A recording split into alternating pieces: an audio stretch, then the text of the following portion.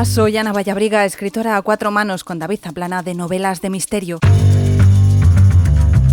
Bienvenida, bienvenido a mi podcast, un espacio quincenal donde trato de profundizar en el mundo de la literatura y lo hago a través de entrevistas que espero que te resulten educativas, inspiradoras o sorprendentes. Si quieres apoyar este proyecto solo tienes que darle a me gusta, dejar un comentario o compartir los episodios. Cuanta más visibilidad tenga el podcast, a más personas podrá llegar. Y recuerda que un mal día siempre lo puedes convertir en un día de libros.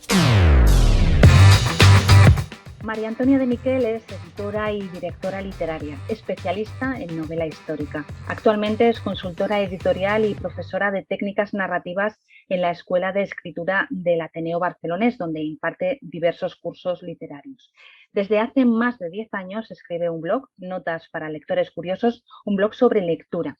Con los artículos de este blog publicó un libro titulado El síndrome del lector, que se publicó con el seudónimo de Elena Rius. Bienvenida, María Antonia, a Un Día de Libros. Hola, muchas gracias. Bueno, hoy de lo que vamos a hablar precisamente es de un tema que después de más de 70 episodios de Un Día de Libros no habíamos tratado nunca. Vamos a hablar de los lectores y de las lectoras. Y para empezar, basándonos un poco en el libro, ¿no?, que publicaste hace unos años, El síndrome del lector, ¿qué tipos de lectores existen? Bueno, existen todo tipo de lectores. Realmente el libro del síndrome del lector y el blog que yo escribo es para y sobre lo que yo llamo enfermos de la lectura, es decir, lectores, grandes lectores, ¿no? Gente para los cuales la lectura es importantísima. Pero, por supuesto, hay todo tipo de lectores y a todos me parecen igualmente válidos. O sea, el señor que se lee un libro al año y el que se lee 200. Lo que pasa que, naturalmente, la actitud de cada uno y la manera de recibir la lectura y de procesarla pues es distinta, ¿no?, en cada caso. ¿Por qué determinados libros que no tienen calidad literaria venden tanto? Mira, yo esto de la calidad literaria, por supuesto, se puede medir de una manera más o menos objetiva, pero yo soy bastante relativista en cuanto a esto, ¿no? Porque luego cada cual tiene su canon de lo que es calidad literaria, lo que no, este fulanito tiene calidad, menganito no tiene, y luego esto además va fluctuando a lo largo del tiempo. Autores que en su momento a lo mejor se consideraron como de segunda fila, 50 años después resulta que todo el mundo dice, uy, pero qué bueno es tal, ¿no?, tal autor, tal escritora. O sea que lo que sí que es cierto, y esto me parece que todo el mundo lo puede constatar, es que hay ciertos libros que son muy fáciles de leer, sobre todo son historias contadas de una manera muy sencilla, ¿no?, con una trama muy fácil de seguir, con unos personajes normalmente nada complicados, ¿no?, muy blancos y negros, y que este tipo de libros pues llegan a más gente, porque la lectura a ciertos niveles es también un esfuerzo intelectual y no todo el mundo está preparado o dispuesto a hacer ese esfuerzo.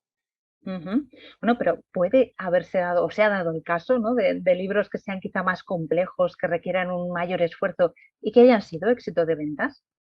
Sí, claro, se da, por supuesto. No sé, yo ahora, ya yendo al del terreno este que yo me he dedicado tanto tiempo, de la novela histórica, pues mira, el nombre de la rosa, ¿no? Es un ejemplo clarísimo, ¿no?, de un libro que, para empezar, hay incluso trozos en latín. O sea, dices, bueno, ya, ¿no?, aparte de una estructura muy compleja, de muchas referencias literarias, culturales, filosóficas, etcétera, y en cambio, pues se vendieron millones de ejemplares, ¿no? O sea que estos fenómenos muchas veces no dependen solo exclusivamente de si el libro es fácil, difícil, de la calidad o falta de calidad, sino de muchos otros factores ambientales, de moda, del momento, que a veces se confluyen y hacen que determinados libros que a priori uno diría, uy, pero este libro tan difícil, ¿cómo se va a vender tanto?, pues de repente se convierta en un bestseller. Yo recuerdo del nombre de la rosa, que lo leí en el instituto, y nuestra profesora de lengua de entonces nos dijo que ella creía que había tenido tanto éxito porque había como dos partes muy diferenciadas del libro, ¿no? Una parte que era más, pues eso, más filosófica, más histórica, más densa, pero que había otra parte que era una novela policíaca y que la gente iba leyendo los trozos de novela policíaca. Bueno, claro, eso por supuesto. O sea, una de las claves de muchos libros, digamos, que tienen grandes ventas es que permiten diferentes niveles de lectura, ¿no? Entonces, permiten que diferentes tipos de lectores se acerquen a ese mismo libro y que cada uno saque de ahí justo lo que quiere, ¿no? Y deje de lado lo demás porque ya no lo capta, no lo entiende, no le interesa, lo que sea, ¿no? Pero es igualmente válido. Uh-huh. Además de leyendo, ¿cómo se aprende a ser lector? A ser un buen lector. Bueno, se aprende, por supuesto, leyendo mucho. Cuanto más leas y cuanto más amplio sea, cuanto más variada sea tu dieta lectora, digamos, ¿no? Más posibilidades tienes de aprender a leer, porque esto es un poco como educar el paladar, ¿no? Que si uno se limita a tomar hamburguesas y macarrones toda la vida, bueno, pues no puede apreciar, no sé, otro tipo de platos más sofisticados, ¿no? Cuanto más varías tu dieta, más aprendes a valorar otros sabores, otros gustos. Lo mismo con la lectura. Pero, de hecho, por ejemplo, en las clases que doy en el Ateneo, una de las cosas que me dice mucha gente, y es curioso, mucha gente que va a lo mejor a aprender a escribir, o quieren hacer una novela o lo que sea, pero cuando terminan el curso me dicen, mira, yo, mira, si a escribir sí quizás he aprendido, pero sobre todo he aprendido a leer. Y que eso es lo que más valoran. ¿Por qué? Porque antes de ponerse a escribir, uno lo que tiene que hacer es coger un texto de algún otro autor y de alguna manera analizarlo, destriparlo, ¿no? Ver cómo se ha hecho eso, ¿no? Y esta especie de capacidad de análisis, esa voluntad de entender, no solo dejarse llevar por la historia, que es lo que hace el lector pasivo, sino convertirse en un lector activo, ¿no? Es un lector que sí, se deja llevar por la historia, pero hace además esa labor de pensar cómo lo ha hecho esto, por qué ha hecho esto, y eso te ayuda a profundizar y a entender mejor cuál ha sido la intención del escritor. A mí me hace mucha gracia la comparación que utilizas en el libro cuando dices, cuando comparas la literatura, ¿no? Aprender a leer de una manera más crítica, de una manera más activa, con la música. Sí, claro, también es lo mismo, que decir, o sea, hay muchos tipos de música, lo que es lo que te decía de la comida, ¿no? Hay muchos tipos de música. Uno, bueno, no quiere decir, es mejor el rock que la ópera, es mejor, pues mira, no sé, cada cosa tiene su momento y hay gente que solo captará unas melodías muy fáciles, otros capaz de captar cosas mucho más complejas. Eso ya depende del nivel que uno quiera alcanzar. Es que me hace gracia porque en el texto vienes a decir algo así como que si no eres no entiendes de música, ¿no? Te quedas con la melodía, pero no eres capaz Claro. ¿no? de percibir otros instrumentos u otros, bueno, yo no soy entendida en música, así Sí, que sí, no voy a meter en efectivamente, este que decir que charco. mucha gente, claro, mucha gente, no sé, pasa con, pues mira, un ejemplo clarísimo, es decir, igual que hay gente que oye ¿no? una composición y si le preguntas, ¿pero qué instrumentos tocaban ahí? Pues no te saben decir, pues no sé, a lo mejor un violín, a lo mejor, no. Pues igual mucha gente que ha leído un libro y tú le dices, bueno, ¿pero qué tipo de narrador utilizaba? Y dicen, pues no sé, ¿no? O sea, son capaces de decirte, no, porque esto es una historia de amor entre fulanito y menganito, pero no saben decirte qué tipo de narrador estaban utilizando. Lo cual, bueno, pues es este otro nivel, digamos, de lectura, ¿no? O de escucha de música en ese caso. Es decir, bueno, me quiero situar en un nivel en que entiendo cuál es la estructura, cómo está hecho o no, o simplemente soy ese lector pasivo que se deja llevar por la historia. Cuando estás en tus cursos, tú imagínate que estás con tus alumnos. ¿En qué haces énfasis en que se fijen para saber si exprimir del todo esa obra y saber si es una obra que realmente tiene jugo? Bueno, hay muchos elementos en los cuales deberían fijarse, ¿no? Pero quiero decir que a veces, por ejemplo, los más obvios son no sé, los protagonistas o los personajes, ¿no? Si hay personajes con muchas facetas o si son personajes muy esquemáticos, pero también hay elementos puramente casi ya verbales, ¿no? De cómo están construidos, el tipo de frases, el tipo de estructura de capítulos, cómo están construidas las escenas. Lo que te he dicho, lo del narrador, que es una cosa fundamental y que es algo en la cual la mayoría de los lectores, diría, muchas veces ni piensan, y que el narrador es como el dios de la novela, el que lo articula todo, ¿no? Y si falla el narrador, falla todo. Entonces, este tipo de cosas en las cuales uno como lector, digamos, por decirlo así, de a pie, ¿no? Que nunca se ha planteado ir más allá, ni siquiera se fija, en el momento en que te fijas, de repente ves todo un mundo distinto casi, te diría yo, ¿no? Yo recuerdo que una vez un amigo mío muy cinéfilo me dijo, mira, es que yo una vez le leí un libro sobre montaje y desde que sé cómo funciona el montaje cinematográfico veo las películas de otra manera, ¿no? Y esto es un poco lo mismo que pasa con la lectura. En el momento en que entiendes cómo está construido un libro, ¿no? Cómo se hace una obra literaria, ya es muy difícil que leas de una forma inocente, ¿no? Sin intentar ir un poquito más allá y destapar todas esas bambalinas, esa tramoya que hay detrás. Bueno, habría quien te diría que entonces le estás quitando un poco la magia, ¿no?, a la lectura. No, ¿por qué? Porque la historia está ahí. Es decir, que si tú quieres simplemente fascinarte por la historia, pues te dejas fascinar, pero siempre tienes esta posibilidad de ir más allá, de ver más allá. Sí, a mí lo del tema del cine también me pasó, ¿eh? Cuando empecé a estudiar cine y demás, es verdad que de repente ves todo el montaje, ves todo. Lo que pasa que llega un momento, es que en el cine, claro, se ve mucho más fácil porque está más acotado en el tiempo, ¿no? Una novela suele ser una lectura larga, ¿no? Entonces, salvo que sea un relato, es más difícil de ver quizá la estructura y demás, pero en una película es muy fácil, ¿no? Pero sí que es verdad que puedes hacer ese viaje de ida y vuelta. A veces te fijas y a veces no, no tienes por qué estar en ese rollo. Exactamente, exactamente. No es obligatorio, pero es cierto que a veces, y a mí me pasa como lectora casi profesional, ¿no? Bueno, sin casi, porque de hecho hago informes de lectura para algunas editoriales, o sea que los he hecho durante muchos años, o sea que muchas veces, digamos, me aplico a la lectura profesionalmente, pues que algunas obras casi te diría que se me arruinan, entre comillas, porque les veo los fallos, ¿no? O sea, enseguida me doy cuenta de qué es lo que no está funcionando ahí. Pero bueno, esos son pequeños gajes que uno tiene que aceptar y a cambio disfruta mucho más de las obras que están muy bien hechas. ¿Qué es el síndrome del lector? Bueno, el síndrome del lector sería esta especie de, por decir algo, enfermedad, ¿no?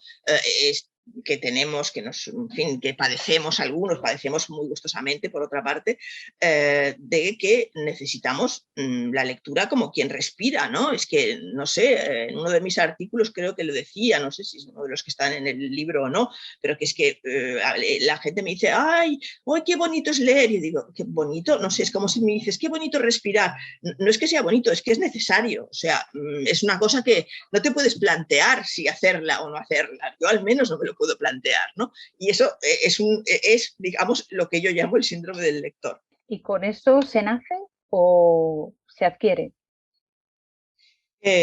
Bueno, yo supongo que se adquiere.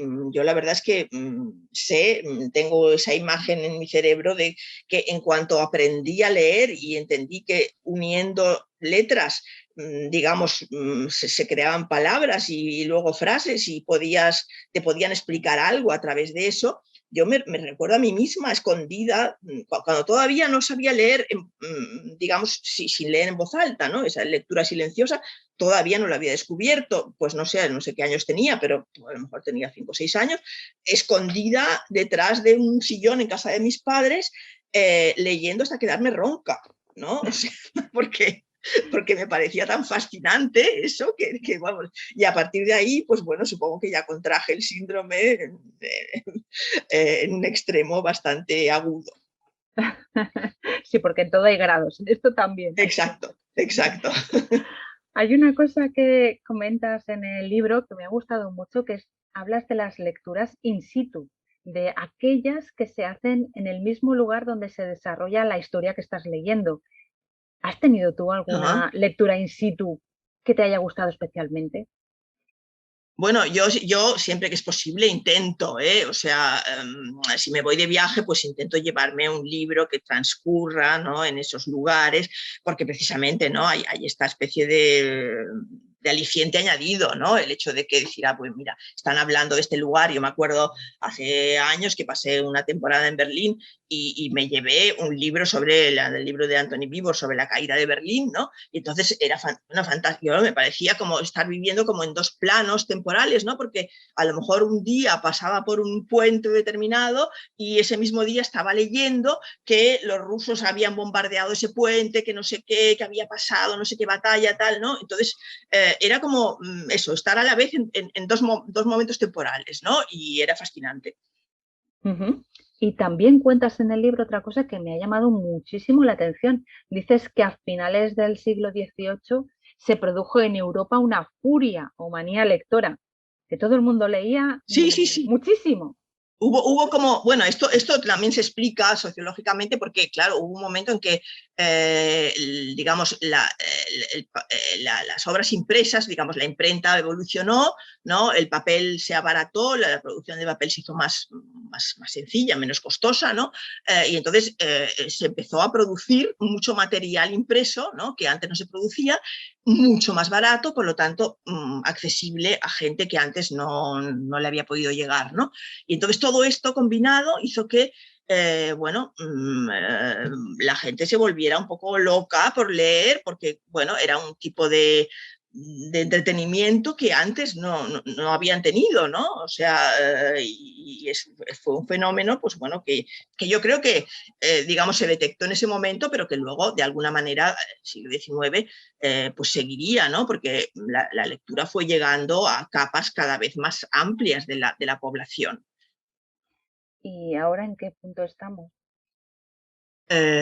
Bueno, ahora estamos en un punto en que hay un fenómeno curioso que a mí me parece, no sé, digamos, quizás es prematuro para analizarlo, a lo mejor se necesita más perspectiva, pero me doy cuenta de que a medida que, digamos, el centro de interés de mucha gente se traslada desde la letra impresa a las pantallas, cada vez más, eso, vamos, es innegable, incluso a los lectores empedernidos nos pasa, ¿no?, que pasamos más tiempo delante de las pantallas de lo que pasábamos antes. Pues, por otro lado, la lectura en papel está adquiriendo como un estatus como glorificado, ¿no? O sea, estaba todo lleno de libros que hablan sobre la lectura, hay como una especie de poner en un pedestal esa actividad que hasta ahora, pues bueno, era una actividad más y no, en fin, no te gustaba o no te gustaba, pero no era igual. Y ahora como se ha convertido en una cosa como de prestigio. Entonces yo no sé si esto es bueno o es malo, francamente. O sea, yo desconfío un poco, ¿no?, de cuando te empiezan es como estos, yo qué sé, actores o directores de cine, ¿no?, que de repente les empiezan a hacer homenajes y entonces dices, uy, uy, uy, este señor o está muy enfermo o ya, digamos, ya consideran que está como fuera de la carrera, ¿no?, porque tanto homenaje es como un poco, te mosquea, vaya, ¿no? Pues Como dar la tengo esa extrema impresión. unción. Exacto, tengo un poco esa impresión, que esta especie de glorificación de la lectura ahora que vemos por todos lados, pues no lo sé, o sea, es un fenómeno que ya te digo, me inquieta un poco, no quiero pronunciarme demasiado al respecto, ya veremos, pero me parece un poco inquietante. Pues otro aspecto relacionado con la literatura que también está en un momento convulso es el de la crítica literaria más académica. ¿Sigue teniendo peso en los lectores a la hora de elegir las lecturas?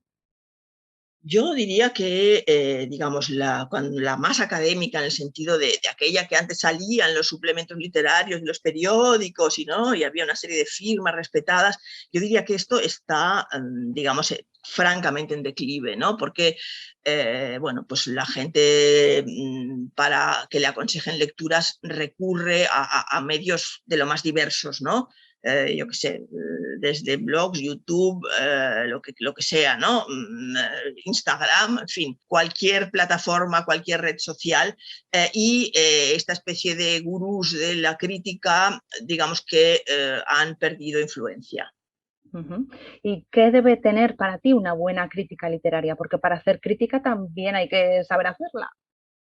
Por supuesto, pero bueno, para hacer una crítica literaria pues hay que ser un buen lector y eso no requiere más que lo que te decía antes, saber analizar cómo está hecho la obra, si está, digamos, bien estructurada, bien tramada, bien escrita, y no mucho más. Y luego ya hay toda una parte casi de gusto, ¿no? Muchas veces hay una parte que es casi de gusto personal.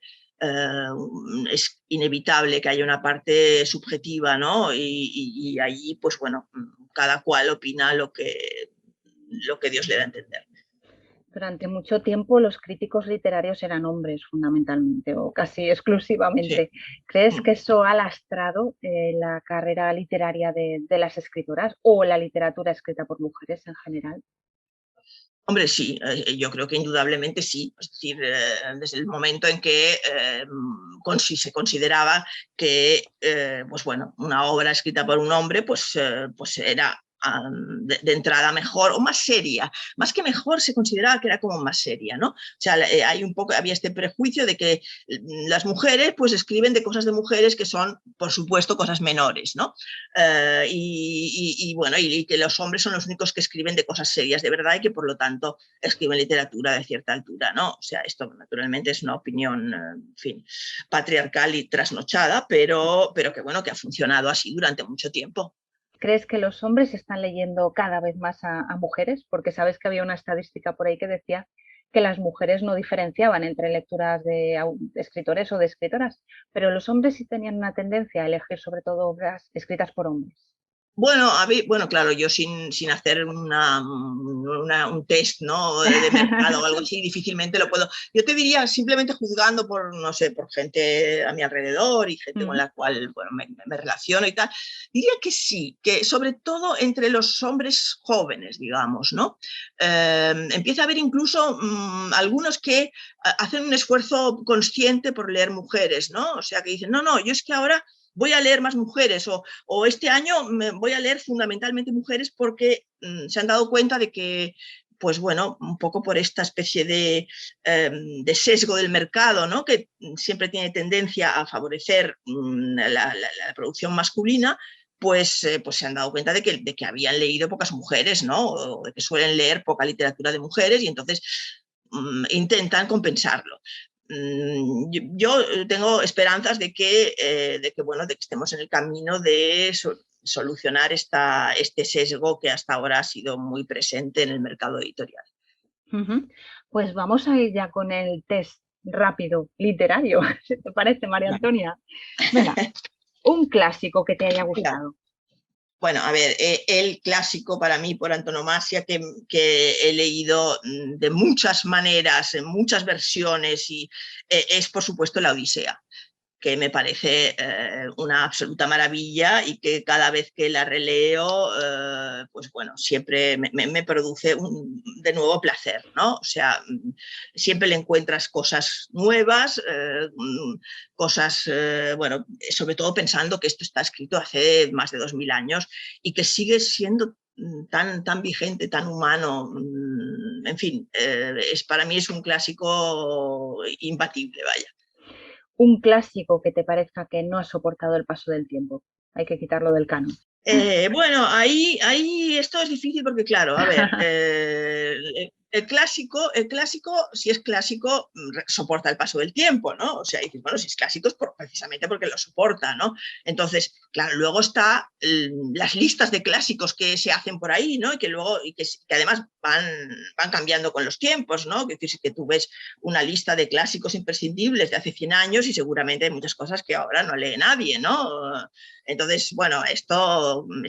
Yo creo que ahí también hay una cosa, o sea, yo más que un clásico que no ha resistido el paso del tiempo, yo te diría que hay libros que, digamos, que yo he leído hace años y que se supone que tienen una cierta altura literaria y que creo que ahora no podría leer o que se me caerían de las manos, ¿no? Y estoy pensando concretamente en algunas obras así como experimentales, no sé, del boom latinoamericano, por ejemplo, un autor como Roa Bastos, ¿no? Esas obras tan densas, tan experimentales, en fin, con una carga política medio, además, en fin, medio oculta, bueno, o sea, en mi memoria digo, no, yo ahora, por ejemplo, no leería un libro de Roa Bastos, ¿no? O sea, creo que se me caería de las manos. Y en ese sentido, a determinado tipo de literatura quizás sí que le noto el paso del tiempo.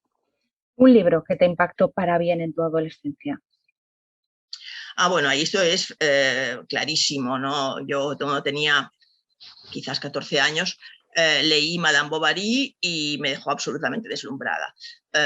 Evidentemente, muchas cosas no las entendí, ¿no? O sea, o no capté exactamente, es decir, que yo lo leí casi como quien lee una historia de amor, una historia romántica, ¿no?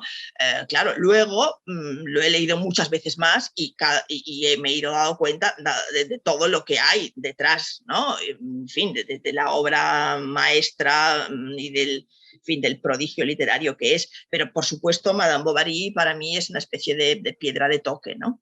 ¿Un libro que recomiendas siempre?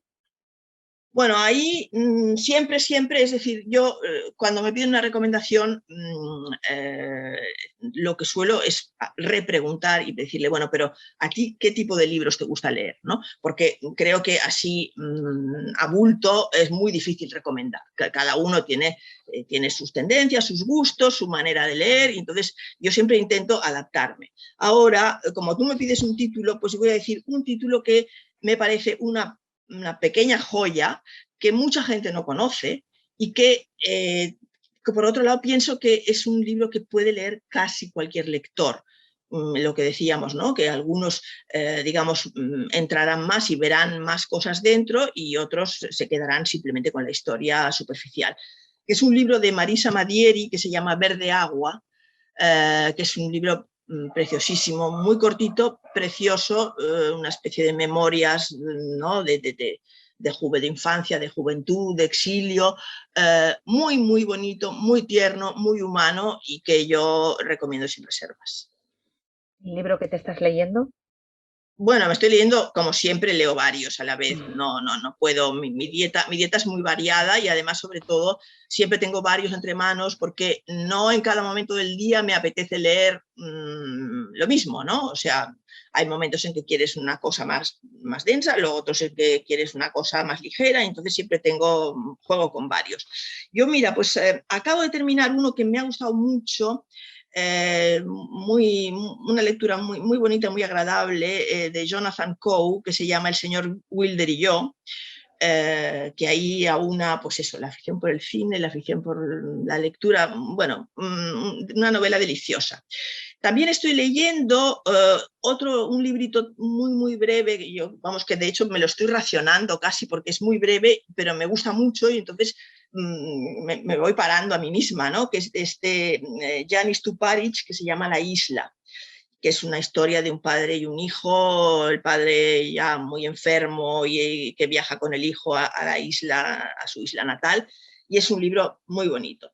Y, digamos, en la parte, digamos, más, más sesuda, más académica, estoy empezando un libro de Stephen Greenblatt que se llama El Giro y que explica cómo el descubrimiento del manuscrito